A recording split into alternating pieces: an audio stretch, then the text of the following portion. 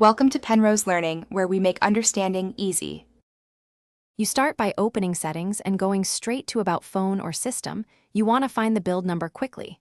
Once done, locate the Software Information section if present, because some manufacturers nest build number there. Make sure your screen is unlocked and your device is responsive. If you have a fingerprint lock, authenticate first.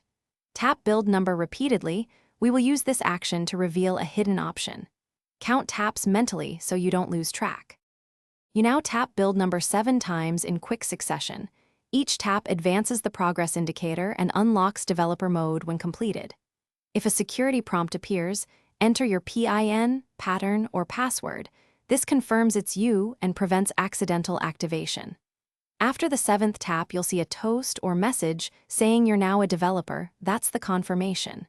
Make sure to back out once the message appears. You should not keep tapping. This action creates a new menu entry. You return to the top-level Settings menu or System section and look for Developer Options. It typically appears above or below About Phone. Open Developer Options and flip the main toggle on, then configure specific settings like USB debugging or animation scale adjustments as needed. If options are missing, make sure you aren't in a restricted work profile and try rebooting the device. A restart often resolves visibility issues. If problems persist, remove and re-add your Google or device account only as a last resort. Thanks for watching. If this was helpful, leave a like and consider subscribing. See you next time.